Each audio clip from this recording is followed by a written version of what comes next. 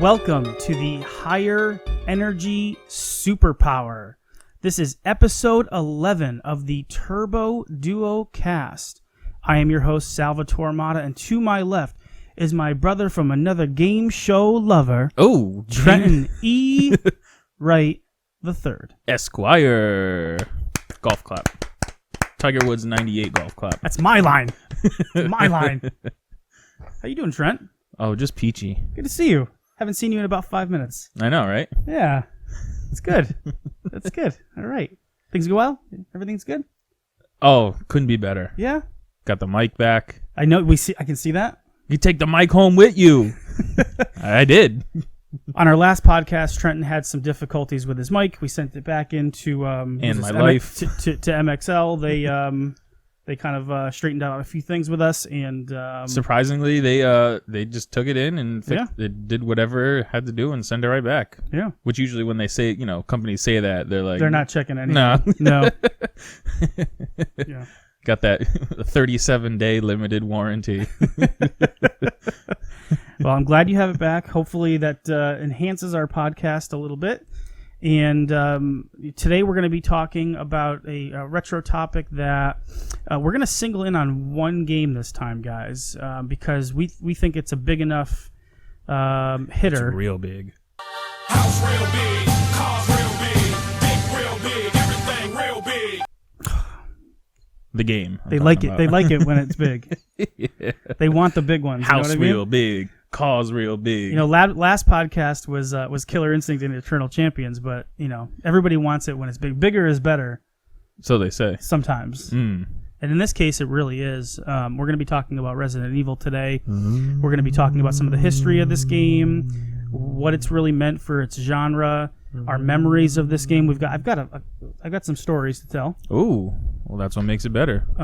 Not about a chick that I met down in ATL. Oh, but about this game and they're the same stuff around it and what was going on at the time that I was playing it. So do you have any stories about this game? One or two. Okay. And all right, ready to go? Yeah.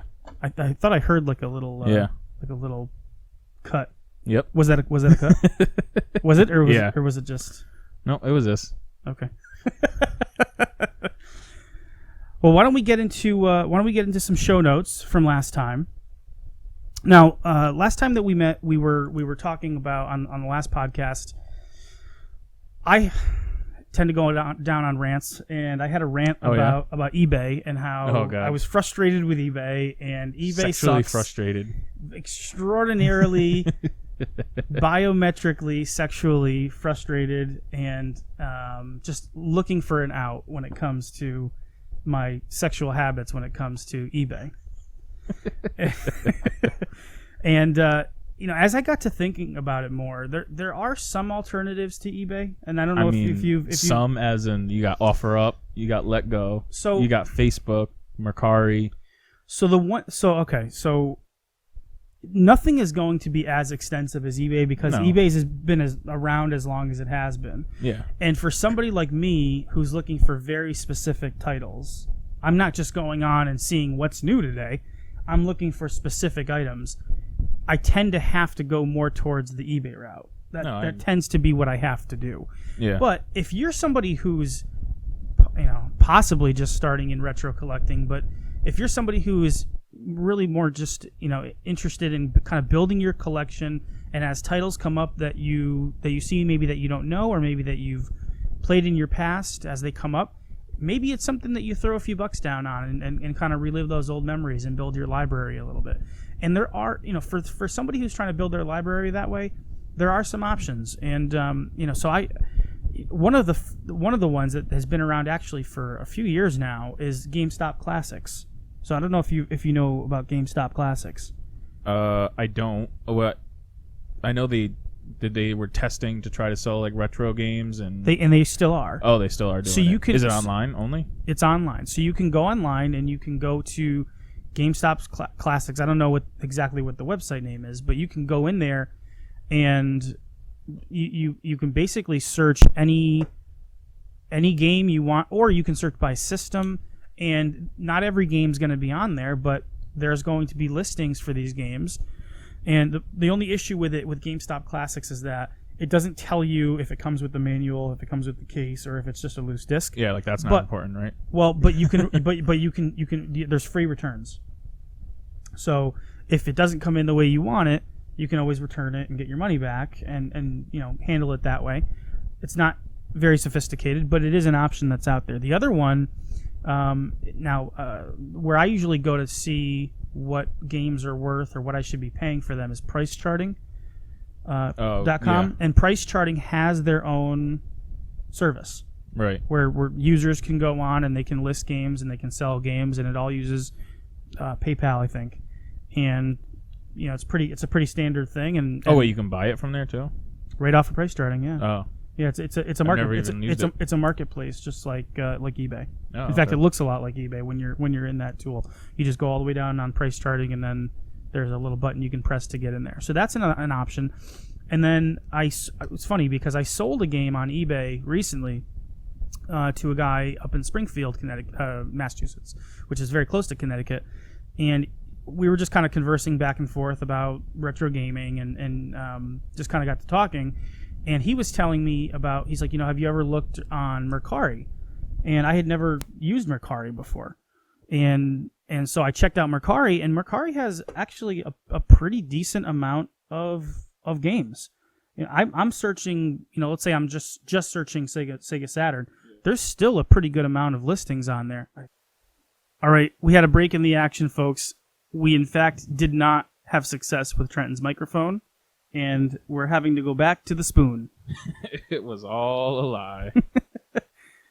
As I was saying, so I learned about Mercari. Go on Mercari, check it out if you guys haven't seen it yet.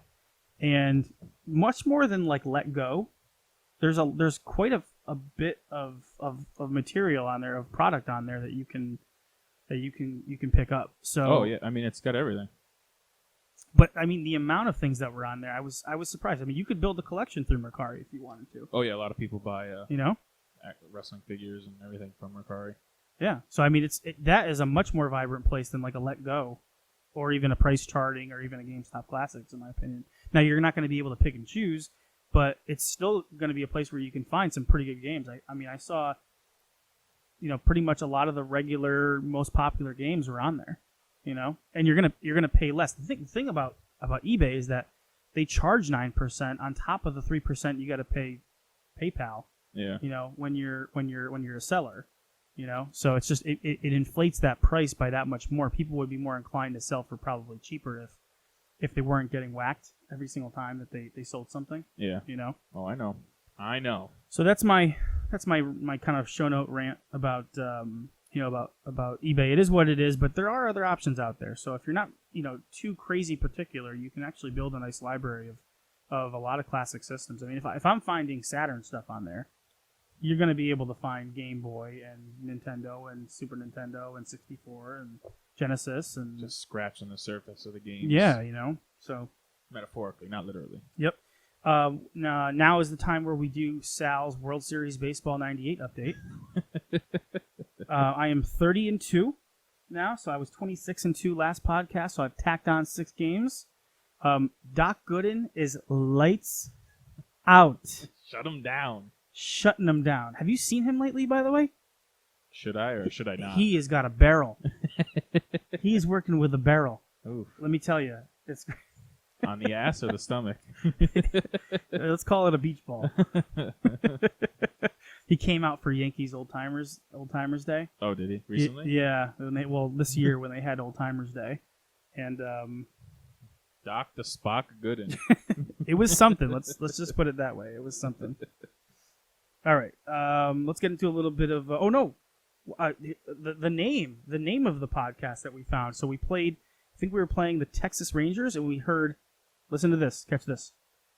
Mickey Fruit Loops Tettleton. Wait, did you actually say that? You think I would make that up? Fruit Loops? Mickey Fruit Loops Tettleton. I mean, look it up. Mickey Fruit Loops Tettleton. Copyright infringement right there. I mean, this is 90. This is 97 when that game came out. So my guess is that the Fruit Loop company wasn't too keen on what was going on in video games at the time. Let's get a little into some modern retro here. It's still real to me, damn it! So the Retro World Expo has sadly come and passed. Another Was it? one in the books. Magnificent time though. Before we get into that, we are going to be heading to Retro Game Con 7, which is coming up next week. It is 7, huh? Well, as we record this, yes, it is Retro Game Con 7. So we're going to try to have this episode out to you guys before then. Obviously, we're talking about Resident Evil and Halloween is coming up. That's kind of the big reason for that. So so Retro Game Con, they've been great. They asked us to be there. They come check out our booth when we're there. Look for the pin. No, I'm just kidding. That ain't true! That's not true! Like, wait, We're not getting. why are you lying? We will sign autographs if you're going to be there. I mean, you're more than we'll welcome be to. there. Get them now. Handing out stuff. Get them now. When we blow up, all right, those are going to be worth some money, everybody, okay? You're going to have a first edition Sal Mata autograph. No one Trenton wants Wright, that. not so much. I like road trips. Road trips are fun. We're going to be traveling about 3.5, 4 hours heading up to Syracuse. You'll be in the back of the car with Sal, maybe playing some video games. Some more Toy Story. Play some Toy Story on Sega Genesis on Oh, the yeah. on the DVD screen. Oh yeah. Real official. I'm sure my wife will want to go to a crystal shop or a garden shop while we're Yeah. up there. But we have to do that. She's letting us go up The there. Fern yeah. Gullies. Absolutely. Congrats to the Retro Games Plus guys. The Retro World Expo guys. They did a fantastic job. Ryan, Chris, Dennis. They just did a fantastic job, and everything went off really, really well for the time that we were there. Lots of great vendors, people making deals. The arcades were popping. They had panels going. They had some fantastic YouTubers. I mean, they had like the gamers. I mean, Metal Jesus is not really like, I don't think of him as like a deep and down, dirty journalistic gamer. He's just like a guy who posts top 10 videos, and he was in the game so early that he got a lot of traction and a lot of following.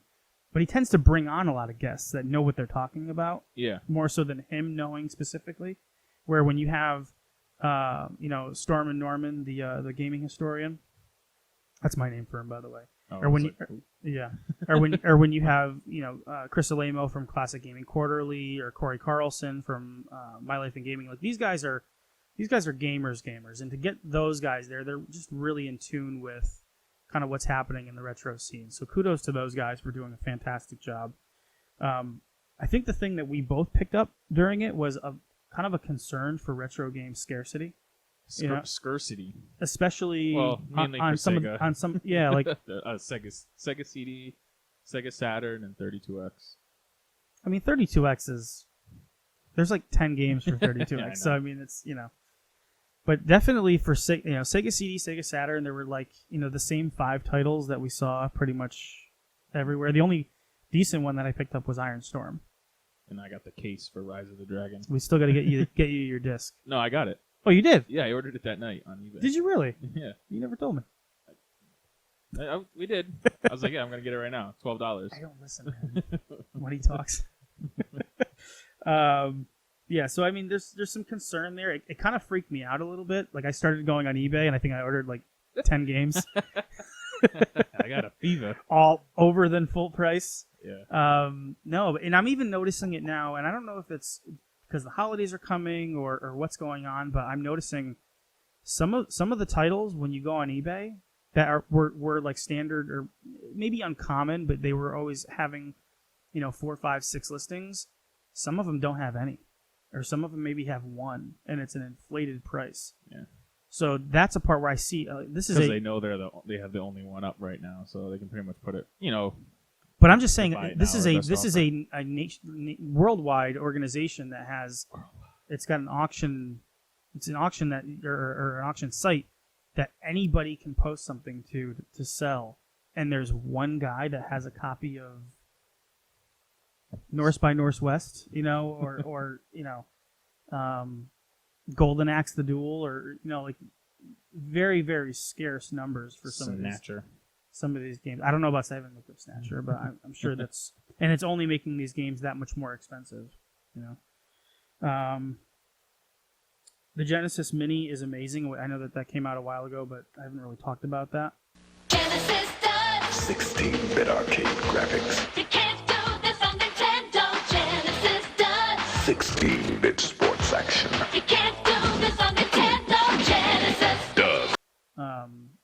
Not that I want to go too deep, but the emulation is fantastic. The design of the console is amazing.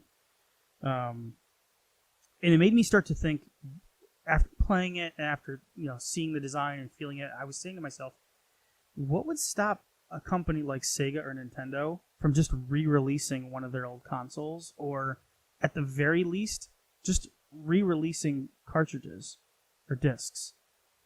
Like, what would actually stop them from doing that? Especially if it's a Nintendo-owned property or a Sega-owned property where they have all the rights, they don't have to go back and get anything to do that. Because they can, my theory would be that because they could just put it on digitally and charge the same price and have no overhead. But I think you could charge. I think you could charge more. I think you could charge more because of the nostalgia for a Super Nintendo cartridge with the box, with the manual, and sell it for $29.99 for Goof Troop, or what or I don't know why I said Goof Troop, but F-Zero, or Super Mario World, or whatever. No, bring in the other company, bring in Disney. Give a cut to Disney for every cartridge that's sold. But I don't know. It would make it way more. The systems aren't going bad. I feel like the people that would buy it were just gonna go to the game store or wherever and then just buy a copy of it. It's like Nintendo's gonna re-release a cartridge, go through all that, make the cartridge the box and all that, and then they have to ship it to the stores, and then the store takes a cut when they can just literally charge $10 on their own service and keep all the money. Right, but then they're releasing these retro consoles. They're putting 40 games on them. They got to get the rights to do all that. They got to distribute all of those. That's an $80 product. If you made a bunch of $30 products, you could make. I mean, I don't know. I don't know if it's. There's a good reason why they're not doing it, right? Yeah. But for me, in like a perfect world, I'm thinking this would be fantastic if you could go to a store and just like it used to be, and it's probably my nostalgia speaking, but go up. They got the hang tags. You pull them off. Like you're going to Sears. Like you're going to Toys R Us or something. I don't know. Maybe that's just me being just unreasonable. No, I understand, but I'm sure that's why they don't do it. Well, why don't they license it out to a company like Limited Run or something like that, where they're going to create them again, and then you can buy them from a company like Limited Run Games. There's a company. They want all the money. There's a company in Europe called PCE Works, which is for the PC Engine, the TurboGrafx 16. They create the CD-based games on silver discs and sell them with all the packaging, all the stuff that comes with it. They sell that stuff, and you can buy them on their website. 4 games for $80, 4 games for $100. And then they throw in like a free item or something like that. Like that's pretty cool. Like I went on there, I bought some turbo stuff on there a couple years ago. Oh, yeah. Of like some rare games that if you had to go out and buy the real discs, it'd be like $400. So it's it's just amusing that I had. We got to, anyways, going back to Retro World Expo, we got to meet some of the people that influenced our channel, so that was a lot of fun and whatnot. So, if you're in the Connecticut area, I just want to give a shout out to Brandon Farr, a friend of the show, a friend of ours, who opened up a brand new retro game store and toy store in Manchester, Connecticut, called Retro Junk. And we were just having a conversation about games. He's a gamer at heart. Loves Game Boy, loves Nintendo, Super Nintendo. He's got a ton of Super Nintendo and especially Game Boy stuff. So if you're into that, if you're gonna be in the area, go down to Main Street and check out Retro Junk. It's in the Manchester Mall there, which is kind of like a bazaar, and in Manchester, Connecticut. And we were kind of talking about how playing games is almost like a religious experience, taking us back to our youth, and it's the same thing for him. And it's funny. I have all these conversations with some of these people, And again, we're talking about how it brings us back to when we were kids. And I feel like that's a plug for our show for me to kind of step in. And I wanted to say again what our show is about and what we're here for. We've had some new listeners coming from, United States, obviously, but Canada. We've had Scandinavian listeners. Taking We've over got- the game. We've got, listeners in Italy. We've got listeners in Spain, Argentina, Australia. So just for anybody who's new listening to our podcast, this is the place that you go to really reminisce about not just gaming, but what was happening around you when you were a kid playing these games. This is the podcast that delves in a little bit deeper, and you'll hear this as we talk about Resident Evil and the stories we have. But not just about the games, but what was happening as we were playing these games. Where were we? What was life like at the time? What were the things that we cared about? What was important to us? Because gaming is that olfactory nerve that we use to go back to the past and relive things that we find really special and that have helped define who we have kind of become as individuals. And that's why gaming continues to be so special.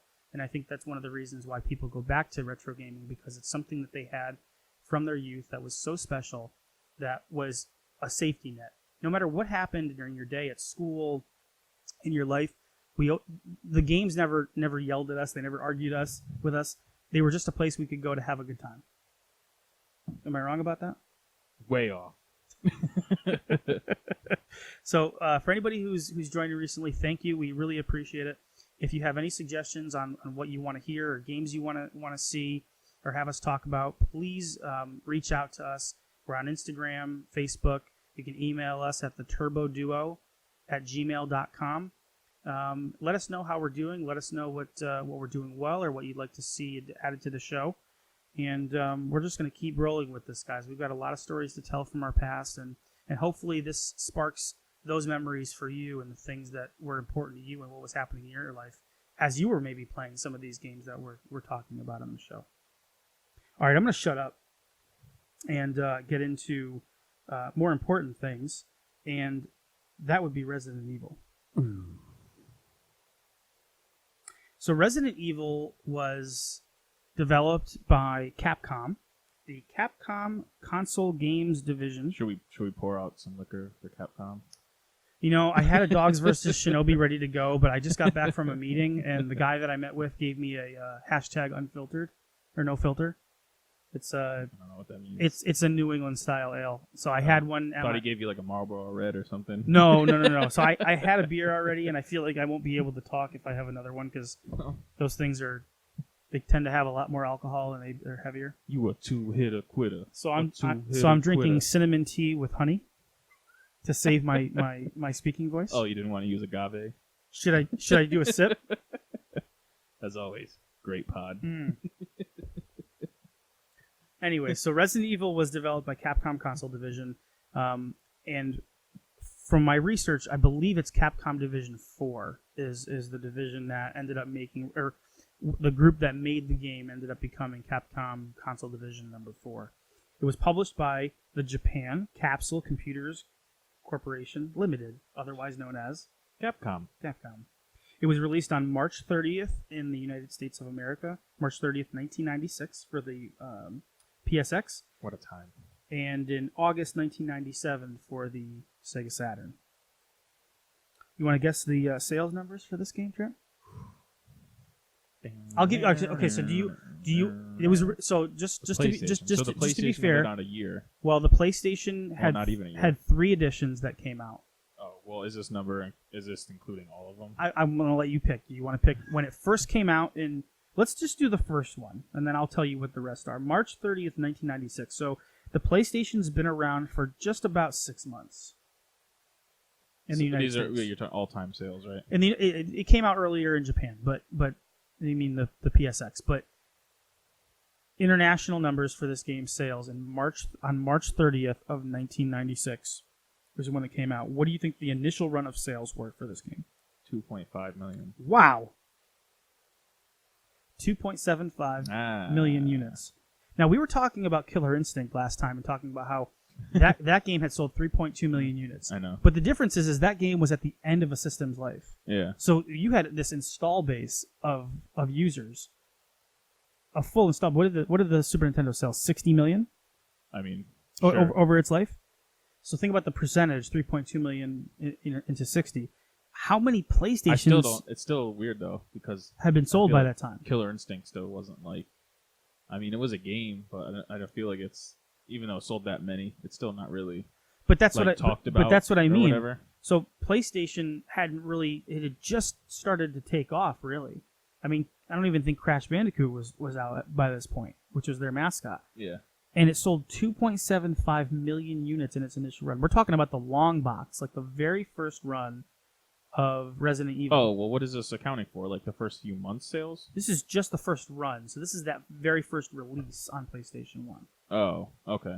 So there were two other releases. There was a release that was called the Director's Cut, which is the one that I owned when I was a kid. And then the Greatest Hits Director's Cut. No, and then the DualShock edition. Oh, well, yeah, that came in the Greatest Hits case. It came in the smaller case. Yeah, I don't know. It had the green. Was it the greatest hits? Yeah, it had the neon green on the side. Yeah, they call that cabbage. I learned. Cabbage. The green label, they call it cabbage. We're not saying that. Oh, That's like schmups. Is that? We're just, no one says that. Well, the guy that I hear We say don't associate with those types of people. the guy that I initially heard say schmups is the one who told me that it was cabbage. So you're probably onto something. Go there. figure. Yeah, we love you, Ryan. We love you. So it sold 2.75 million units with such a small install base, which tells you the popularity of this game and how explosive it really was to have. I mean, it was. I'm sure it wasn't a 1-to-1 ratio. I'm sure there weren't 2.75 million PlayStations sold. Oh, there had to be way more by then. But I mean, I had not gotten my PlayStation by then. It took me a few more months to get it. Yeah, I hadn't gotten it. I hadn't gotten it either. Okay, I got mine in June of '96. But we'll get into that. Yeah, I played we'll Resident get- Evil we'll get- when it came out. Okay, we'll hear about it. So then it was re-released as the director's cut in 1997, and this was the one that had a demo of Resident Evil 2 on it. To hold you over. Right. And that then was they, that was kind of like a thing sometimes where they would you'd be interested in the game, but they wanted to sell another game, so they would include a demo disc. Sometimes people would buy the game for the demo discs. Demo discs were like out of control back then. I wish people could realize that. Was it official PlayStation Magazine that had a lot of demo discs? They would have one They came per, in the plastic. They came in the plastic. per The issue. magazines came in the plastic. I mean, that's pretty demo dope discs. to have like a demo disc with every. There was single... always they were just always floating around in places. I feel like they were handing them out at Blockbuster, and Mhm. the original PlayStation came with a demo disc with a Yep. bunch of games on it. Yeah, I mean, I have that disc somewhere. you know, back when the physical media was popping, that was like Yeah. that was like the end all be all to like try new games, and you know, But it was a great way to get it in your home and get you playing. I mean, yeah. I remember Twisted Metal. There's one level of Twisted Metal on the demo disc I got with my system. Yeah. And we played that religiously. I played. We played like tournaments of Twisted Metal. This one arena. I know we did the It same. was like we owned the game. yeah, we did the same that with Ridge Racer. We just played that Oh, one Ridge track Racer. over. Oh, that's we awesome. just did that like one track over and over again. There was I think like Destruction Derby. Of course the tremendous X Games. Oh, fuck the X Games. But yeah, the director's cut didn't it? They changed the music in that one too. Is that the one they changed the music in? I think that they had cut some things in that version from the original, possibly. Yeah, the cutscenes, right? Something in the cutscenes or the FMV that was in the beginning, like they made it less gruesome. Yeah, and they changed the music too. They might have. I didn't read that. I mean, they could have. Wait, okay. I'm sure if you were doing, I told you not to do any research. So they changed the music. That's great. Awesome. And then the DualShock. So the director's cut sold 1.3 million units. So this is after it sold. It already was out from '96. So it sold 2.75. It sells another 1.3. So now you're up to 4 million. But when did the director's cut come out? 97. So a year after. A year that one. later. And then in '98 they do the DualShock edition. Was that after Resident Evil 2 came out? It was before. Oh, okay. I believe it. I don't want to put myself to it. I think it was before. Right. Because why would that make? That wouldn't make any sense I mean, to release it in. You know, you could have Just get more money. 1.2 million units. Moon units. 1.2 discs. You've already sold it twice to people. Now they're buying it a third time. Talk about triple dipping. Yeah, but this one has one more option in it. This one you can sit on the controller. extra as the director's cut. as the tyrant is plugging you with its claw. Yeah, where you go to the tyrant, you have to shove the DualShock up your ass.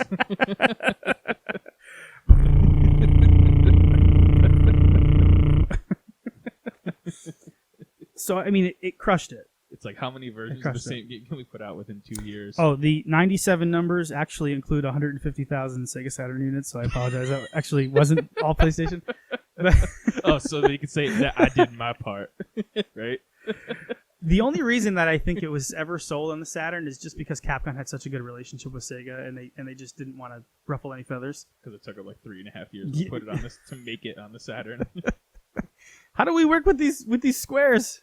But didn't the Saturn version had some like battle mode in it or something? It had right? it was enhanced, yeah. And It that, in actually fact, looks pretty decent though. it does. And it's one of the cases where you have a game that was produced on a PlayStation that was then ported over to the Saturn. Yeah.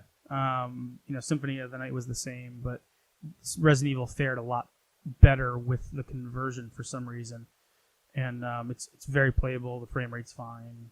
It's a little bit has like a chunkier look to it just because of the I heard it does. just because of the squares. Yeah. Just because they're using pixels to make polygons, not. And then they not made triangles. they did the 10-year anniversary for the DS. Yep, they did the DS version. So this game has been played out. Then you had the GameCube releases. Oh, I did just see that. Actually, have you ever played that one? I bought it pretty much when it came out. Oh, you did? Yep. That one, yeah. in fact, Oh, because I don't know if we'll ever talk about this game. You and I went to Walmart in like 2003 or 2000. that could have 2003? been any day in 2003. But we went to the Willimantic or the North Wyndham Walmart to pick up Resident Evil 0. I wanted to pick it up, and you were in line. I remember you were in line, and you were such an asshole about it because I was? Yeah, you were an asshole because it was like I think it was 03 when that game came out. But it was like I pick it up, right? I'm in line. Oh god, this is great because I have no recollection of this. I'm kind of pissed at you still about this. So we're sitting in line, and I'm paying for it, and it had just been dropped to $19.99. Okay. And again, we had no money. Oh, so- why was I? Wait, did I try to say it's supposed to be full price or something? No, Oh. no, you're like, oh, you picking up Resident Evil? I'm like, yeah, I played the first remake, and now I wanted to play the prequel, and you're like, oh shit, you're like, did that come out? Did that like come out recently? I was like, yeah, it was like 6 months ago, and you're like, oh, so it didn't come out really recently then, like it's kind of an old game now. I was like, what the fuck is up your ass?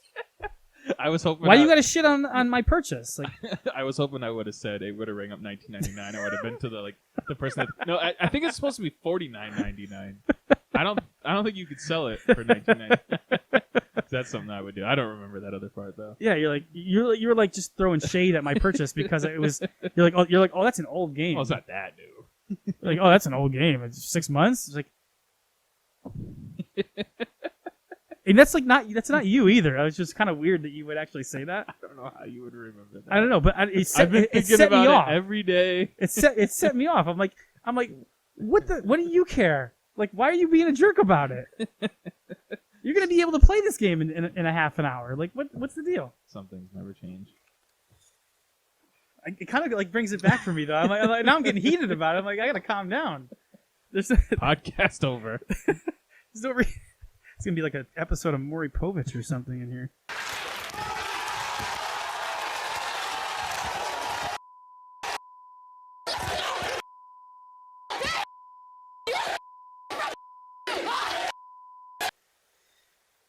So where on the game did he hurt you? point to the game. Point to the game. It was the first game to ever coin the term survival horror. Did you know this? No, Stop doing research, Trenton. I didn't know that, but I mean, it was the one. It was the genre-defining game. I mean, I guess Alone in the Dark would be. We're gonna get to that. We're gonna get to the that. real origin. No, we're gonna get to that. I'm still thinking about the Resident Evil 0 thing. I can see it. I see it in your eyes. You got lust. Oh, jeez, I hope not. Oh boy. So it was used. So the survival horror was the term used in the Japanese advertising of the game. And Fun little fact that it was originally called Biohazard, it was originally called Biohazard. but there was a company that you ruined it. This is why I don't want you to do research. This is where you All I throw- said is watch the game on YouTube so that we can speak to it. We're not going to play this game, guys, today because Well, I can't help it if I watch We're- videos and that's what they talk about. I didn't say watch a video that has somebody talking over it to tell you the history of the game. Just throw the papers already. You go to YouTube. You say Resident Evil 1 PS1 gameplay. No, I gotta remember. Yeah. Go Gotta ahead. remember something. Stack your papers some more. It's gonna change everything. You know, I know you're really excited about putting your mouth on that thing, but try to refrain. Sir, please. Try to refrain yourself. I know you're getting itchy over there. I can see you sweating. There's an iconic magazine ad, at least from North American magazines, and it has this close up of a person's eye. And they're wide open and their blood vessels are showing. It's funny you say that. And it just so happens that this is the very first gaming magazine that I ever received. That Yeah. issue? This issue right here. This Oh, is the wow. exact issue. It's the exact copy that I received. Funny, you want to hear a funny story about this issue? Well, if you're telling it, it's not gonna be funny, but you can tell a story. So I got this issue, right? I got it in the mail. And what is the next thing that happens after this thing comes in the mail? Well, my brother needed to practice driving. So we went in the car. We're in a Blazer. And my father's in the passenger seat. This is Bumping Tupac. This is the first time that my brother was 16, I was 12. And so they're in the car and my dad is just shitting all over my brother. You son of a bitch! What the hell are you doing? Hit the brake! Maron! Hit the clutch! All I remember from was that it ride. manual? Was it a manual? Oh no, actually I don't think it was. But he was just yelling at him profusely. Yeah. And all I remember is just being in the back of the car, reading about Bust a Move 2, and having my dad scream at my brother for the first time that he was on the road. But the back of this magazine has the ad, and this is what it looks like. And I'll never forget. I remember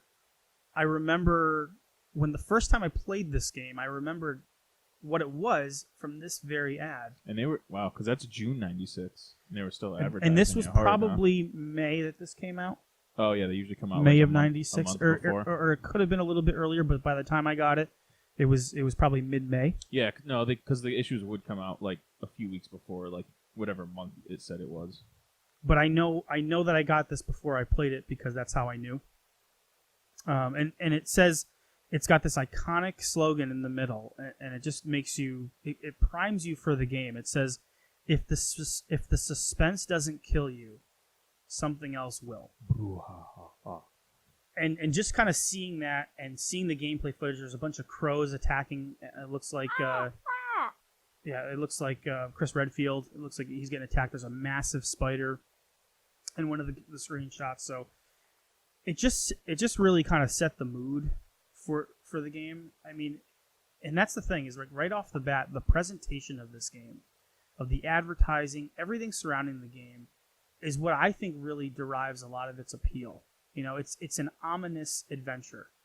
It's almost like, you know, you almost have to ask yourself, like, why would anybody want to play a game like this? Like, why would you want to be scared? It doesn't make any sense.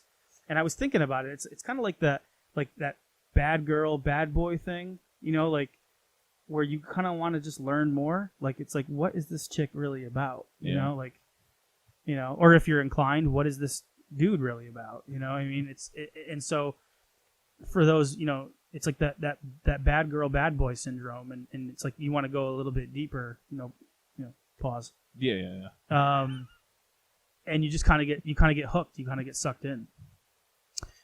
So it was produced by a guy named Takuro Fujiwara. He was pretty much a lifer at GameCube. He started there in 1983, and he was there from 1983 to 1996. Wait, did you say GameCube? Did I? Yeah. Oh, Takuro Fujiwara. When did I say GameCube? You said he was a lifer at GameCube. Oh, he was a lifer at Capcom. Did I say GameCube? Yeah. I was like, wait. Do-do-do-do-do-do-do. He was a lifer. He went back and he went forward in time and then came back into it. Anyway, So yeah. 83 to 96, he was with Capcom, and then he actually went back in 2005, and on and off has been there till 2018. Now, I don't know how this guy falls through the cracks as far as our gaming knowledge, but this guy was a director or a producer on Vulgus, Pirate Ship Higamaru, Tiger Road, which came out on TurboGrafx. It's like, oh, what the hell are these games? That's why he fell through the cracks. Okay, but just wait. Fell Ghost, down a manhole. the Ghosts and Goblins franchise, Mega Man 2, 3, 4, 5, and 6, Bionic Commando, Strider, DuckTales, Chippendale, Final Fight 2, Aladdin on Super Nintendo, Breath of Fire 2, Tomba, Bonkers, Well, they all can't be great. and then Resident Evil. So it's like, how is this guy not mentioned more? I mean, he's just responsible for a lot of Did he? what we hold as classic. Did he go on to do you know- any more modern games, He, or do you know? It didn't. he has. I didn't get into them just because they're not really our sweet spot. But he's been in the game. Let's put it that way. He's done some nice things. And then he produced a game in 1989 called Sweet Home. You know this? No, Okay. unless it's a different name for something else. So Sweet Home is a 1989 horror RPG that was only released on the Famicom, so that's the Japanese NES, and it's essentially the kind of the start, if you can kind of think of the franchise. I don't want to discredit what was done with Resident Evil, but it kind of gave it its first kind of what do I want to call it? It gave it its first sort of run. The first idea of a survival horror type of a game. It has like the doors. When you open a door in this game, it creaks open in a scene, and then you go through the door, and then you're in the next room, and anything could be on the other side. It actually has that same first person look of the door. It creaks open. So some of the Like a precursor. some of the iconic pieces of what we kind of hold as like Resident Evil, purely Resident Evil, came from this game Sweet Home. Now it is an RPG, and it's a Japanese RPG, so it's a turn-based. You get into a battle and you got to fight. And everybody has their move. It's got mostly like spooky, ghostly ghouls. It's like ghosts and other things like that. You got to bounce. The whole game is you got to bounce ghosts. I gotta bounce these goals. Bounce these ghosts. And Nick Kroll reference, everybody. And the game is about these 5 or 6 people that are going into this place because they want to retrieve from this empty mansion, and this is located in a mansion, these fresco paintings, these classical fresco paintings that Not are a fresco. Nope, not Mentos either. And so they're trying to remove these fresco paintings, and they get wrapped up in this huge ghost mystery, and they have to kind of fight their way out of it. And so Resident Evil was envisioned as a spiritual successor. It started out actually as a Super Nintendo game, like so many other things, like Banjo-Kazooie. In 1993, and then it eventually was re-envisioned as a PSX game because they thought they could really take advantage of the three-dimensional world space, and make something. Man, I feel like that would have turned out like Star Fox 2, probably. Star Fox 2 sucks. No, that's what I'm saying. Like, Sorry. I don't know what that would have looked like on the Resident Oh, Evil and on the Super also, Nintendo. we know what sucks is the Atari Jaguar, and if the Atari Jaguar is your favorite system, you're not welcome here. Just so that you know, which will be like 2 people. Speaking of things that suck, the Atari Jaguar. Where did you learn to fly? So it was re-envisioned as a PSX game. I want to go back to the survival horror term for a minute. I was doing, when I did this research, it's so funny when you read the comments section of any sort of publication that's put out about Resident Evil. You get these trolls. Hey, that's what the internet's for. That come in and freaking bash the guy who wrote the article over a technicality or over something that they like a bone that they have to pick. That's what it's all about. You fuck up, people getting toasted. Well, so people are on there and they're saying, "Ugh, this guy writing this article doesn't know what he's talking about. He's called it the first survival horror game. What about this game on the ZX Spectrum or the ZX Spectrum? What about this game on the The Amiga? Commodore What 64 about- what about had all the these- original. It's like, Shut the fuck up. yeah, people who give other people shit about the historical record of games and say it's not the first survival horror, it's bullshit. Okay, I'm just gonna say it outright. Yeah, Alone in the Dark was already out there, right? It had the fixed camera angles, it had the pre-rendered background that was actually drawn. It wasn't computer generated, but it had that. Yes, it had some spooky parts to it. But if you were there at the time, I was there, man.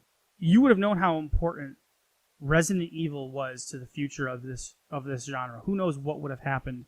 I'm sure somebody else would have made a Resident Evil type game. Oh yeah. But this is the game, everybody. Okay, it's not Alone in the Dark. Okay, it's just not. It's like saying that Karate Champ for the Nintendo Here we go. is really the most important fighting game in the world because it had one-on-one, right, and it was a 2D fighter. Yeah. Fuck this Street Fighter stuff. Like, that stuff doesn't matter. Who cares about Street Fighter 2, right? Even though Street Fighter 2 is arguably the best 2D fighting game of all time, and the reason why we're still interested in 2D fighting games today. Would you argue with that? No, sir, I would not. Okay, thank you. Appreciate it. I have to tell you to shut up. Did it create the genre? Did it create survival horror? No, but it named it, which I think is kind of important if you're the one who names the genre. Yeah, no Even big deal. somebody before doesn't know what that genre is. And it can be argued that Alone in the Dark isn't survival horror. It can be argued that it's an adventure game. Yeah. Not a whole lot of horror in that game. No. There's that jiggly, bouncy rabbit thing that comes through the window and is like, all slippy, slappy, trying to slap you. Like, not a zombie, sorry. And very primitive. The graphics were extraordinarily primitive. And normally that's not an issue for me, but if you're trying to make a scary game, it's got to look realistic. Yeah. And Resident Evil was the first one to do that. Resident Evil is the most important game in the trajectory of survival horror. It's absolutely the most important one. Effectively, going back to this, to say it again, nobody gave a shit about the genre until Resident Evil came on the scene. You know how I know? So I played Alone in the Dark in, what is it? On a PC. In 1997 on a compact Presario at my buddy Jason Fabricki's house. Okay? I played Alone in the Dark. He had this, the shareware disc that had 90 games on it. It had It had Alone in the Dark on it? so it had what was the other one? The one with the cannon fodder. It had cannon fodder on there. I do remember that. He had just gotten this computer, and I was over for Christmas, and it had all these games, and so I was going through every one of these things. It was kind of agonizing. But I got to Alone in the Dark, probably because it was in the A's. You know? It's probably the first one. Yeah. And I played it, and I don't know if it was just one level or one part of it, but I played it. It was all right. It was a cute little adventure, and it had its place and it had its time. But even then, I didn't think twice about playing it. It wasn't like I was like, oh man, This is the game that everyone's gonna be talking about. I got to get a fucking 3DO. just to play that. I got to get a PC that's powerful enough to play this game. We didn't have a PC that was that powerful at the time. No one really did. People say, well, Alone in the Dark came out in 92. And to that I say, great. It proves my point even more. Because for 5 years, nobody gave a crap about it. Nobody was talking about Alone in the Dark Nobody all talking that about time. Alone in the Dark? Nobody gave a crap about it. You know why? Because Resident Evil. So Suck it. to this I have to say, Know your role and shut your mouth! know your role and shut your mouth. Okay? All So right, Shi- Dwayne. So Shinji Mikami is the man who directed the game. This was his first directorial role. He had previously worked on Aladdin, and he worked on Goof Troop on Super Nintendo. Man, what a jump, huh? Yep, and then he started. The reason why he was picked to be the director by what's his name, Fujiwara? Yes. Sure. Fujiwara. The reason why he was selected is because Fujiwara said he was ridiculously scared of horror films. He said, okay, you're really scared, so you know what's going to scare people. So you're going to be the one to direct this game. That makes sense. I think it's pretty brilliant. So Mikami is the one who he went on to kind of help ink the deal for the Capcom 5 for GameCube and do all those games. Shinji Mikami is kind of like the god of God. of horror, of survival horror games. At this point, I would say. What's the game that he came out with recently? That came out on modern systems. It's a survival horror game. It's in the vein of Resident Evil 4. I couldn't tell you because I don't play. Any of Okay. them. It's not. We're not talking about the last. You're only of on a Us. retro game podcast. You don't play games. New ones. I forget the name of the game. There's been a sequel to it too. It's a retro podcast, and you're asking me if I'm playing new Anyways, PS4 games. anyways. You muppet. Yeah. So Mikami's original idea was to create this haunted house filled with evil spirits. And he said, the thing I've always been scared of the most is ghosts. But he said, realizing that it wouldn't really be fun to shoot at ghosts. And since he was already also Got to influenced... catch him with a net. Yeah, I mean... an ethereal net. But he was also influenced by Dawn of the Dead. And so he said, you know what? Why don't we use zombies instead? That makes because like when the front cover, the original front cover, kind of reminds me of Dawn of the Dead. With the guy with the gun? Like, Yeah, because it doesn't look like anyone from the actual game. It just like kind of looks like Chris, it's like I guess. it looks like a comic book style front cover. Yeah. And it looks like it reminds me of like Dawn of the Dead when I see that front cover, and then when they changed it with Yeah. the zombie face. Yeah, so he was, he loves that movie, so I think that was a huge influence on him. I mean, you can see it in the design of the zombies, definitely. And he was saying, usually in these horror movies, most of the characters end up dead. But he said, what if we created this game, and in the game the player could use their skill and their ingenuity to survive? That would be intriguing. He said, it struck me that the difference between horror movies and horror games could be wonderful, and that was the moment, he said, when I came up with the basic concept for the Biohazard series. So it's called Biohazard in Japan, as you were talking about. Sorry. Why is it called Resident Evil? Well, there's a couple of reasons. There was already a Commodore or a DOS game called Biohazard, and apparently it's terrible. And then there's a hardcore band Oh yeah. called Biohazard, which I didn't know of. I was going to ask you if you knew. Oh of them. really? Oh yeah.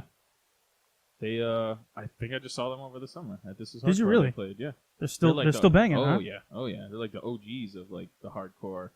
They kind of had a little. Like a Hatebreed hardcore, or Yeah, I mean, I guess if you just had to like pick a band that to say if you're Lamb of God, or no, Okay. like the OG hardcore style. Yeah, I guess Hatebreed would kind of be. They kind of had a little like hip hop and like little rap Oh, I gotcha. influence into it a little bit. nice, Yeah, nice. That's too bad. I should probably listen to that after the show. So but let's I'm sure that they wouldn't have cared. I don't know if that. I'm sure that had nothing to do with the game. license the being changed. music. Say, hey, look, put our music in there. Probably would have No, they blown probably them up. wouldn't. Yeah, they wouldn't have cared. I mean, they were just a hardcore. I mean, they weren't like a mainstream. They're gonna band. they're gonna sue anybody. Yeah. But that was Capcom of America. See, they didn't. Capcom in Japan didn't know that was the case. It was Capcom in the Oh, USA yeah. that said, "Okay, we looked up all this stuff. There's a couple copyrights. We can't use the name." It was probably just legal. Like legal got involved and said, "No, you can't do that. We don't want to get sued." I mean, Resident Evil's pretty I like Resident Evil as a name better, to be honest with you. because it's where the evil resides. It's the residence of evil. Let's talk. Speaking of which, let's talk about the mansion. So the mansion is eerie. It's old. It's seemingly abandoned. It's a previously lived in world, so there's a lot of things in the world. It's dirty, so you feel like you're stepping in this place that has history already, And as you get deeper into the game and the puzzles, you realize that this is like this living mansion. There's things going on. Something's not right. Things that go bump in the night. And it's the emptiness that when you first walk in to the game proper and into that foyer, and it's just empty, and that emptiness conveys a similar feeling as you're kind of like walking through. It's like, okay, I'm alone in this whole thing. It's me and my knife and my 9mm, My thoughts. and that's it. And I got to survive this nightmare, which, I just want to play it right now. Just thinking about it, it just sounds so awesome. The sound design, the footsteps, the silence, the dramatic piano tones, they all just set the mood in this game. It was just mastery. The sound of when you first go into the dining room, that grandfather clock, there's no noise, but you hear, Yeah, the clock. Yep. the creak of the door hinge. like the loading screen. Basically, Yeah. Where, yeah. You know, or sometimes you're waiting at the top of the stairs. You see it kind of like your character like moving back and forth because the stairs are getting farther away and closer, and then you just hear the do, do, do, do. It's your own footsteps, but it still scares you. Yeah, the music too, where they have those like those two tone type of things, and then something would jump out, and immediately the music would just flip, Yeah. and kind of go crazy and match the scene Kind of makes the of game. the violence. The zombies when even you can't even see them, you just hear their footsteps. You see them you hear them lumbering. Like that whole thing just sets the tone for this game. The wallpaper on the walls just looks like archaic. It just really sets the mood and really gives it its character. Speaking of the characters, the 3D characters, there are 3D characters on a pre-rendered computer-generated background, and kind of talking about the characters and the steps and not being able to see zombies at certain times. The way that they designed the fixed camera angles, there would be times where you'd come through the door and you could maybe hear the zombie, but you couldn't Can't see see him. He might be around the mean, corner. So it's like, shoot, what do I do here? Do I just step forward and try to change the camera angle? Do I stay and maybe wait for him to come around the corner? It makes it better that way. Yeah, because it's on you as the player to actually do. You can't just sit back and hide. You have to attack evil, straight up. Same Metal Gear Solid. What? Trying to hide. Oh my God! Hide in the box. And it gave them a chance to create those jump scares, those spooky moments. He said, we set up those blind spots. You often aren't able to see the zombies immediately, which creates the uneasy feeling. He wanted enemies to be scary in other ways than just the threat of them killing you. So really screw with your head a little bit. Mm-hmm. Now the story. So the story is STARS is the elite company at the police force that kind of takes care of bigger threats that are either in town or in the area. And the one of the groups of STARS is called Bravo Company. They go out to kind of explore what's happening in the Arklay Mountains. There's these mysterious murders happening. There's missing people. There's reports of people eating other people. So Bravo Company goes out, but they don't come back. And so Alpha Team has to go back out. And this is the main characters of Jill Valentine and Chris Redfield, and who you can pick to kind of take on the adventure. Got that sweet, opening video in the game. Oh yeah, full motion video. but that No! but that actually sets the tone when you see the guy's hand on the fence, and it's just the hand with nothing else. It's just like a cut off hand. The dogs are chasing you. It really kind of freaks you out. You're like, wait a minute, am I going to take the controller as these dogs are chasing me? Am I going to end up in the mansion before, so I have a chance to catch my breath? I haven't even played anything, and I'm already worried. Yep. So you can play as either Chris Redfield or Jill Valentine. They have different storylines, which kind of extends the gameplay, which is really nice. So they go through different paths, in a way. Chris, I find that his scenario tends to be a little bit tougher. You get a couple less item slots to be able to. But you get better. But you're strong. Health? Yeah. But you're stronger. Yeah. So so there's give and take between the two characters. I always played as Jill. I don't know why. Really? I honestly don't think I've ever beaten Chris's scenario. I've never beat the game, but I don't think I'd ever played as Jill. Yeah. I immediately always played as Jill. I don't know why. The fact that you have limited ammo in this game really helps to kind of engender that fear, but also dictate your actions. So if you just had a bunch of ammo and you could shoot everything up, Well, then it wouldn't be scary. survival. Yeah, so you have to really kind of, they give you a limited number of slots in your items. You got 6 bullets. So because they want you to kind of pick and choose. And even when you had a lot of ammo, you still were like, Try to get that one headshot. should I either get the one headshot or can I go around the guy? Yeah. Which you definitely could in a lot of the hallways. Right. Zip right by him. You had to have, in order to save the game, you had to have these things called ink ribbons. And you had to save it at typewriters. The fuck's an ink ribbon? So basically, there's this guy. His name is Oswald Spencer. He's doing these experiments. He's a part of this company called Umbrella. And basically, they want to create a bioorganic weapon called a Tyrant. They create this T virus. They start infecting people. That's what's creating zombies. Some of these T viruses actually are successful and create these bioorganic weapons, these massive deformed humans that are supremely powerful, and they can sell this to the government. But it basically leaves a bunch of disaster in its wake and horror. And so your job is really to survive, and it kind of sets off the series to learn more and try to take down this evil conglomerate called Umbrella. It's an adventure game at heart. Puzzles need to be solved, keys need to be gathered as you go deeper and deeper into the madness. Combat was kind of brought in to, instead of doing an RPG, to bring in different groups of gamers. So you had, an adventure gamer would probably be right at home with a game that you just needed to solve puzzles, but it brought in even a run and gun type of person. Somebody who liked combat games could also play this game because you're shooting zombies. So it brought in a bunch of different game players into this one type of game where everybody could play it.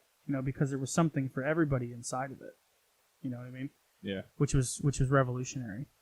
The game's got carnivorous plants, giant snakes, tarantulas, reptile humanoids, zombies, zombie dogs, sharks. Sharks. Just unique and challenging enemies that always kept you on your toes because you couldn't just get used to one type of enemy. They would introduce a different enemy after you kind of got comfortable to say, okay, now you need to learn how to fight this enemy, or now you need to know how to get away from this enemy. To keep it fresh. Something that's kind of been derided as time has gone by is the controls. So, for the time. But you only had the D-pad. People call them, as a pejorative, people call them tank controls. Yeah. And they're said to make the game more frustrating. I would argue that's kind of the point.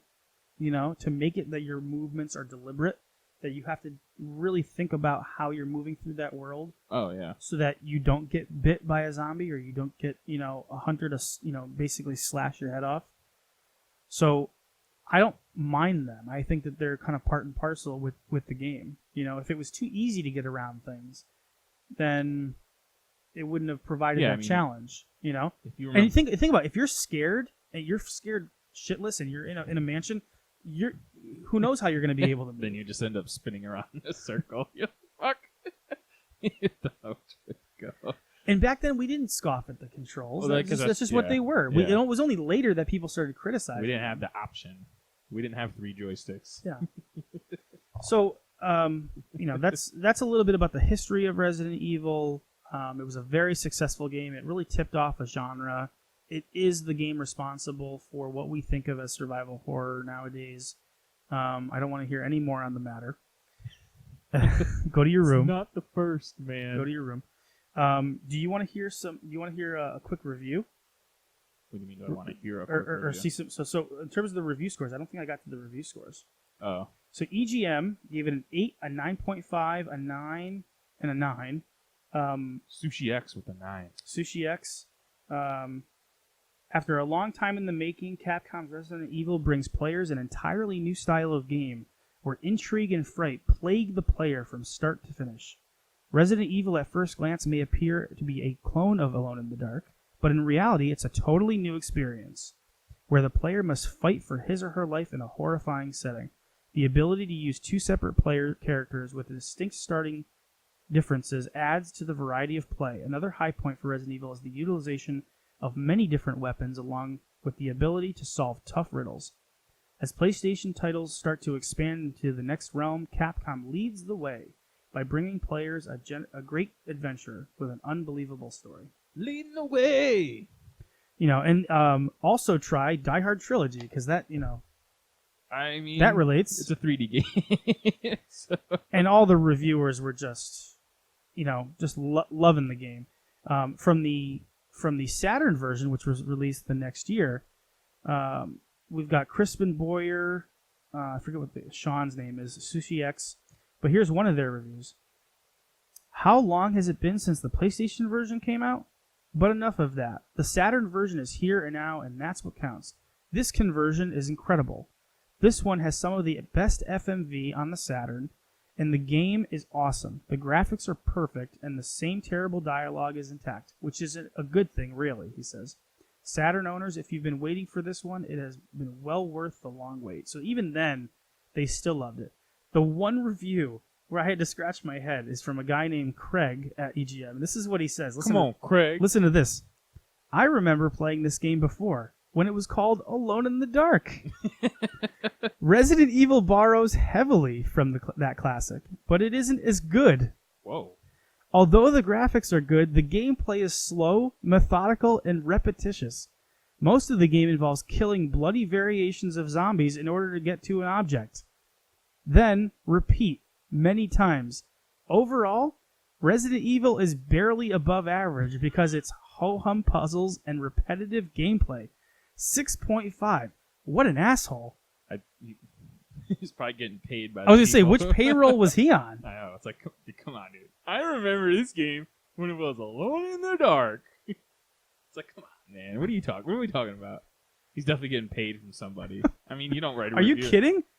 The other scores were 8, 8.5, and 9, and that's on the Saturn version. Then he rated it as 6.5, and kind of shit all over it. I mean, I don't really care what the review score is. When you say that, That's like that's the way it's like. like a what 3. what crawled up your ass that That's day? a 3. It's some money. That's what.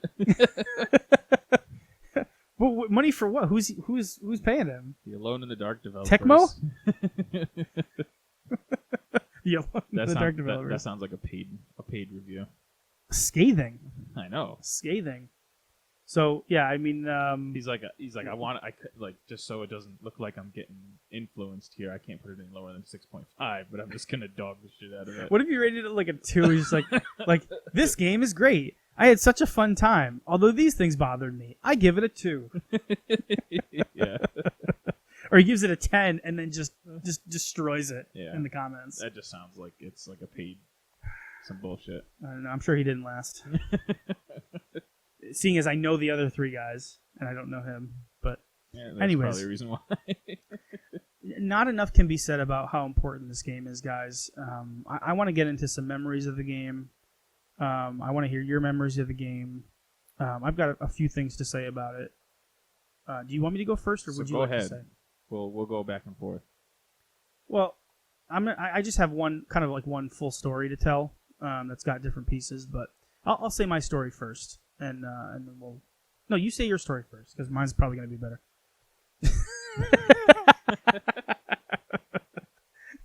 Oh man. I'm just kidding. Go ahead. No, I like that actually. What? You're like, oh, mine's probably gonna be better. Yeah, I'm trying to think of when it. I think it was pretty sure when the actual game came out. Like pretty much that month, April, maybe March, April. Yeah, so I was at my grandfather's. I was staying there, and my aunt was actually working for Sony at the time. What?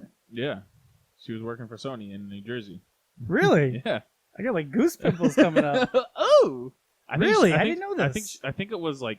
You think you know somebody for you've known them for like 25 years, and then they say something that I mean, she wasn't making PlayStation. no, but I mean, I didn't know that. I mean, that you think that would come up in conversation over the course of our friendship. Well, I was waiting until we started a podcast, and we got about 11 episodes deep, and we decided to do Resident Evil. Right. We had to go through all the things that we've been through in Yeah. our lives. It's all premeditated. Wow, that's pretty Yeah, cool. so I think she was like doing like customer service or like sales Whatever. or something like that. Because I remember I think for my birthday, I think I would ask for like the Walkman CD or Mhm. something, so like stuff Sony related. Oh, because Discman. Remember the Discman? That was huge. because she was working for Sony. You remember because Sony made all the Super Nintendo games. Yeah, Sony ImageSoft. Yeah, Yeah. I think I asked. I really feel like Hook. I asked for Cliffhanger back then on Super Nintendo. See, but Now if that it gets brought back. yeah, but you know what? If you got the cartridge version, that wouldn't have had those stupid snowboarding levels. Oh yeah. so it would have been better. I was pretty. It was one of those. I think it was Cliffhanger because I remember like all The fighting in that game is not bad. Yeah, because I remember all like those Sony games, the advertisements and everything. I was like, oh yeah, how much of Sony? You should get like a. I don't know, I think she got maybe like $10 or $15 off or something. Still, But yeah, yeah. So she was working for Sony at the time, and I remember asking her if she could get a PlayStation or if they had them, and they actually had them that you could like loan out and like take it home. Yeah, you didn't have Oh, to. wow. Yeah, like you could basically like rent it, like Blockbuster had. You could rent the system, but I don't think she had to. I think it was like a sign up thing. You could like sign it up and then just like Sign it like a it, book, like a yeah, and rent library? it out for you. So I was actually at my grandfather's for like a week, and she brought it. and I think that's where I had the demo disc with it. So obviously we had to go. Your mom let you play that at 12? What? It was probably just your birth. You probably just had your birthday. Well, It was right around your birthday. Play what? Resident Evil. Yeah, why not? You were 12 years old. So were you. So the fuck what? Okay. Well, people didn't care back then. No, I We were know. playing Mortal Kombat, every Doom. No one gave a fuck back then. Just play your game. Don't be a piece of shit. True. Touche. So- You're right. You're right. So then we had to go. This was in Upper Saddle River. So then we had to go to What was that again? Upper Saddle River. Oh, New Jersey? I almost said God bless you. Oh, That's in New Jersey? yeah.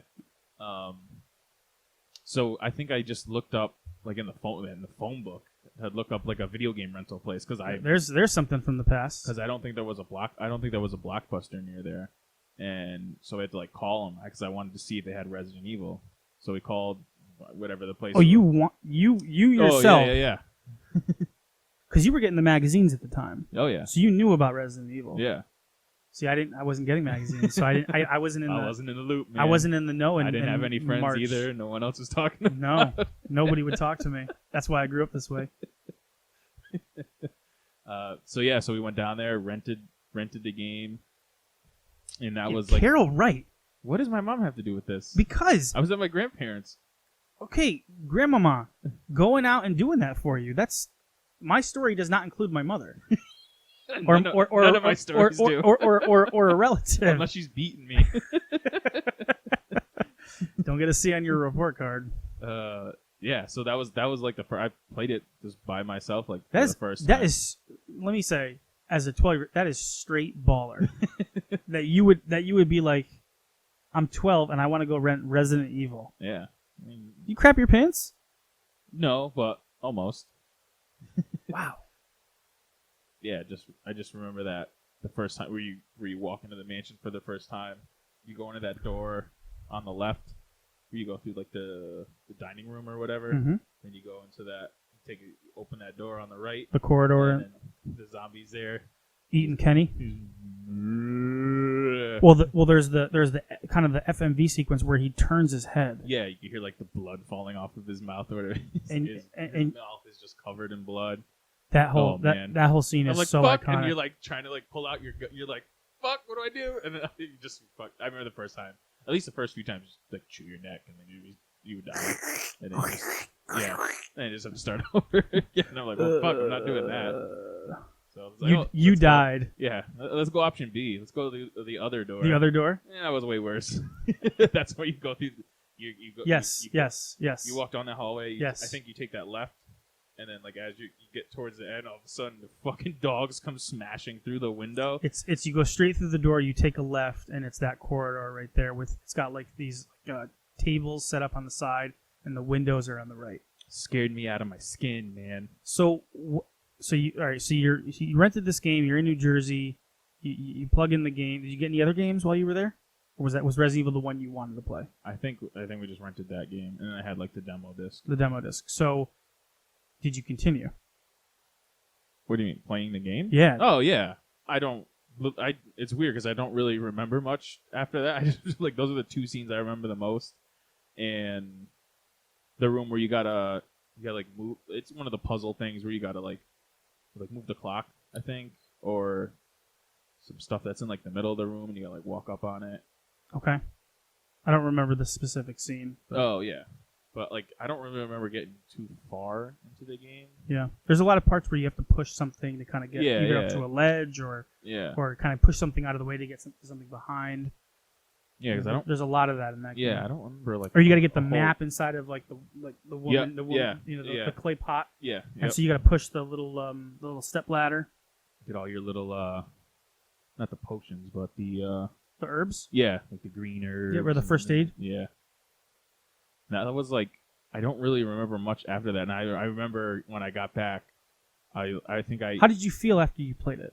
Like, what was your like thought? the Was fucking it, game's amazing. you did you wanted? I wasn't that. like it was. I mean, like not like scared, but like fuck. Oh shit. right, but you wanted to be scared. Yeah, It was yeah. like it wasn't scary enough where you were like, I can't play this at all. But it was like the first time you ever got actually scared from a video from a video game. Not this horrified, but this was ugh. real deal. This Yeah, was like the mature. the whole jump. This scare, isn't yeah. Splatterhouse. Or like this Friday isn't, the 13th or Mortal on Kombat. Nintendo. Yeah, I mean it's. I would argue Friday the 13th is scarier than any of those. I'd say that game is scarier than Mortal Kombat. Mortal Kombat's visceral. It's not scary. Yeah. You know what I mean? So it's all about the mood that you're kind of putting it in. But that's straight baller, man. To hear that was And then- that was the case. I obviously played it after because I remember it was either when I got back or I like called. I think I had told like Ryan Susi or whatever about it, and then because I remember like eventually going to his house and playing. I was like, "Yo, you got to play this game. We got to play this." So either rented it or I don't know if he bought it or not. I remember playing it at his house. So I was like, "Here it comes, here it comes!" And when the dogs come through that first time, it was like, "Fuck! Oh shit!" I mean, I don't think you get that kind of experience. Now, did anymore you in end up games. picking up the game? No, I never did. You never picked I it up? never bought it. No. Gotcha. Okay. I mean, yeah, it's funny to think that.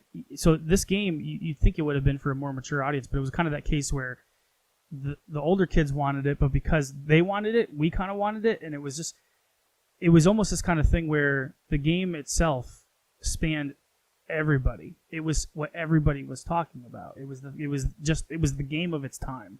You know, that for those few months after that game came out, it was just that's the game you had to play because it was a new genre, really. I mean, it was a whole new thing. Yeah. I mean, yeah, Alone in the Dark had come out, but nobody was playing that, and this game had come out, and now it became, what's the word? It became part of like regular gaming. It became part of it became you had fighting games, you had survival horror games, and you had platformers, and it was like part of it. Then you had games like Clock Tower that came out, you had Silent Hill that came out. I mean, it really spawned a whole generation of games that have led to the Silent Hill 2, 3, and 4. It was like, I don't know if it's comparable. It was like playing like Mario 64 for the first time in a way. Yeah. Like, Yeah, where that's what everybody's talking about. That's all that anybody wants to be a part no of. No matter if there was something that was similar that came before it, that was kind of like it's the like model to go by. And it's like that water cooler thing. Like you're around the water cooler. What are you guys talking about at school? Everybody at the lunch table is talking about Resident Evil. Oh yeah. You know what I mean? Like, have you played this game? Have you seen this game? Like, it's absolutely ridiculous. Come over to my house after school. You got to check this out. That kind of thing. Couldn't play Jumping Flash again after that. But yeah, it wasn't too scary. The game that was too scary that I had to turn off, I played way after this. You ever play Fatal Frame? No. That's a game where you got to take pictures of ghosts, and that game was so real that it just scared the crap out. I had to turn it off.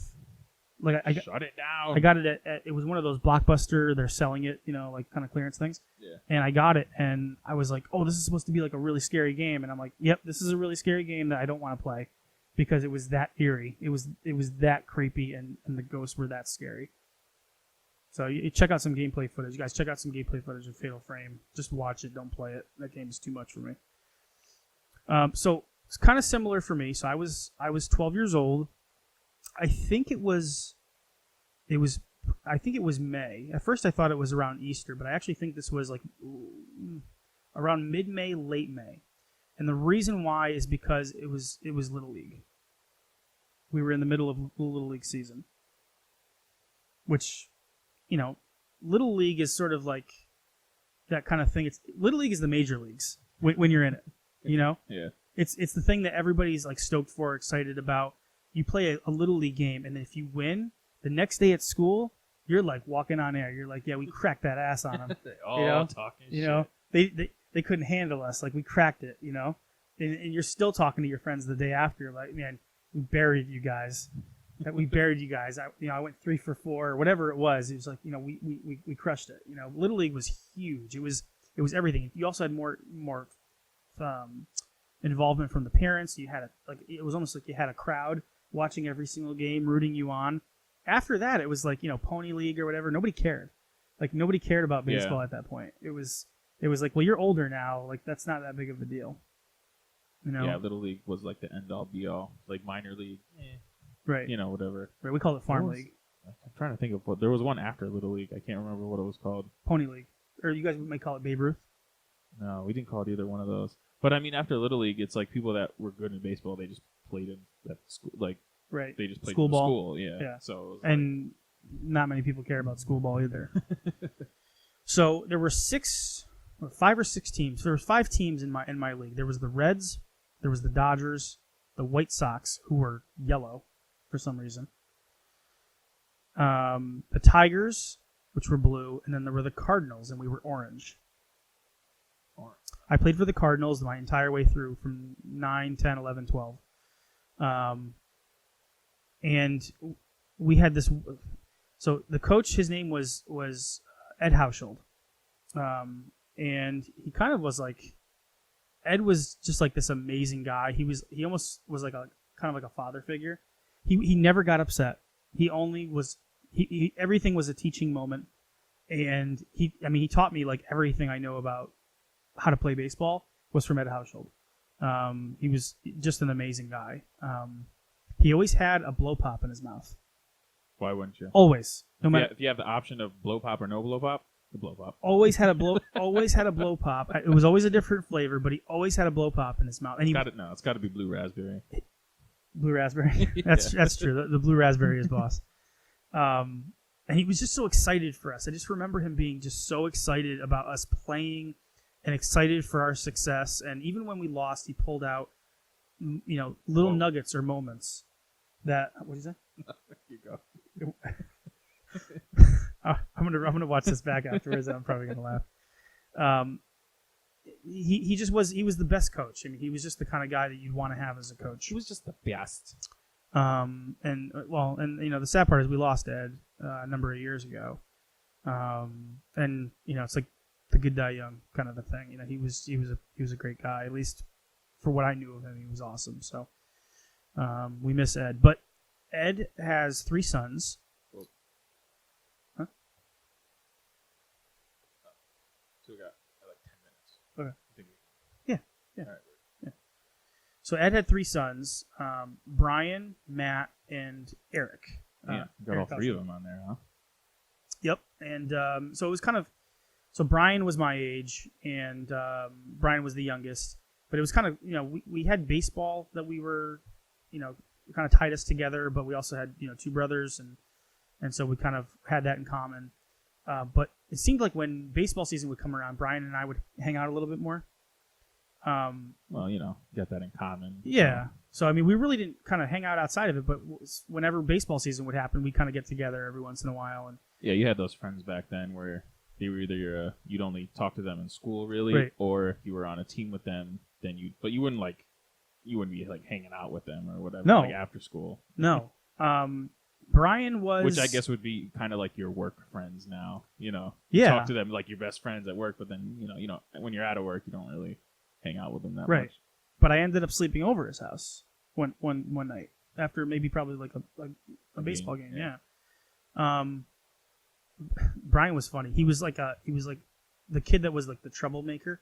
He was like a risk taker. He had the attitude of like, I don't give a fuck.